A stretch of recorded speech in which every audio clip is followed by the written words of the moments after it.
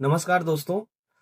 अभी हम लोग बात करेंगे कि युवा संगम फेज 6 में जिन लोगों ने रजिस्ट्रेशन कंप्लीट अपना कर चुका है उसके आगे का प्रोसेस क्या है। बहुत सारे लोगों का ये सवाल है कि आखिर मेल कब तक आएगा, और मेल में इंटरव्यू कॉल क्या सबको आता है, या फिर जो इंटरव्यू में क्वेश्चन पूछे जाते हैं वो किस तरीके के होते हैं, क्या क्या पूछा जाता है। बार बार यही सवाल बहुत सारे लोगों द्वारा मेरे कमेंट में किया जा रहा है।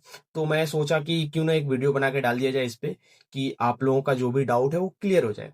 तो सबसे पहले मैं बताना चाहूंगा कि युवा संगम फेज 6 है, उसका भी जो थीम है वो है पर्यटन, परंपरा, प्रगति, प्रौद्योगिकी और परस्पर संपर्क, जो कि 5P के तहत काम करती है। इसमें आप सबों से क्वेश्चन ऐसा ही पूछा जाएगा जो इन सारी चीजों से रिलेटेड हो। आप जिस भी राज्य से आते हैं, आप जिस भी जिले से आते हैं, आप उस जिले के बारे में कितना जानते हैं, आप उस राज्य के बारे में कितना जानते हैं, कौन कौन सी चीजें हैं जो वहां के पर्यटन को दर्शाती हैं, वहां के परंपरा को दर्शाती हैं, और वहां की प्रगति, वहां पे कितना विकास हो चुका है, उसके बारे में आपने कितना अध्ययन किया है, उसके बारे में आपसे जानकारी ली जाएगी। उसके बाद प्रौद्योगिकी, प्रौद्योगिकी मतलब कि जो टेक्नोलॉजी है उसका कितना विकास और कितना प्रभाव आज के ज़माने में पड़ रहा है, या फिर आने वाले फ्यूचर में कितनी प्रगति होने की संभावना है हमारे टेक्नोलॉजी से, वो सारी चीज़ें आपसे पूछी जा सकती हैं। उसके बाद परस्पर संपर्क की बात करते हैं हम लोग, तो परस्पर संपर्क में ये आता है कि पीपल टू पीपल कनेक्टेड आप कितने रहते हैं और कितने रह सकते हैं। आप इतने दिनों में जितने भी लोग से मिले, जितने भी अलग-अलग जगहों को देखा, घूमा, या फिर उनसे बातचीत की, या फिर किसी युवा से मिले और उससे आपने देश के बारे में कुछ जाना, कुछ सीखा, या फिर कुछ बातें की ऐसी। इन सारी चीज़ों से रिलेटेड आपसे सवाल पूछे जा सकते हैं। उसके बाद कुछ सवाल ऐसे भी होते हैं, जैसे आपके राज्य से किसी कवि ने कुछ अच्छा किया हो, या फिर आप किसी राइटर के बारे में जानते हो जो मतलब जिन्होंने अपने देश हित के बारे में, अपने राज्य के बारे में, अपने समाज कल्याण के बारे में कुछ लिखा हो, कुछ देश दुनिया को दिया हो। वैसी जानकारी आपसे ली जा सकती है। उसके बाद आपका इंटरव्यू लेने कौन आता है, ये भी सवाल सबके ज़हन में है कि कौन लेता है इंटरव्यू, आखिर कोई कॉलेज के प्रोफेसर होते हैं या फिर कोई और। हाँ, तो हो सकता है कि वो कॉलेज के प्रोफेसर हों, लेकिन वो एक अधिकारी होते हैं जिनको नोडल ऑफिसर्स के तौर पे हम लोग जानते हैं। वे हम लोगों का इंटरव्यू करते हैं और हम लोगों से कनेक्ट करके हम लोगों के बारे में जानकारी लेते हैं कि हम कितना जानते हैं और कितना जान सकते हैं। देखिए, सबसे पहली बात है ना कि आपको इंटरव्यू के दौरान सबसे पहले अवेलेबल रहना है। समय पे अगर आप अवेलेबल नहीं रहते हैं तो आपका रजिस्ट्रेशन करने का कोई फायदा नहीं है। आपके सिलेक्शन के चांसेस ऐसे भी खत्म हो चुके हैं, क्योंकि आप उस समय अवेलेबल नहीं हैं। तो सबसे पहले अपनी अवेलेबिलिटी को बरकरार रखिएगा, आप उपस्थित रहिएगा।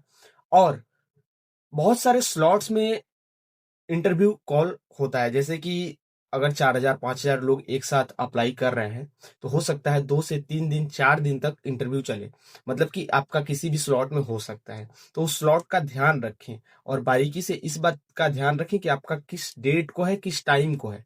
क्योंकि अगर गलती से भी चूक हो जाती है, अगर मान लीजिए आपका इंटरव्यू 25 तारीख को है, और क्या हुआ कि आपने देखा कि गलती से, मिस्टेक से आपने सोचा कि मेरा तो 26 तारीख को है सुबह के स्लॉट में, और आपका 25 तारीख को सुबह के स्लॉट में है, तो वो अगर छूट गया तो दोबारा आपको मौका नहीं मिलने वाला। इस बात का बहुत ध्यान रखिएगा। ठीक है, उसके बाद चलते हैं एक अंतिम बात पे।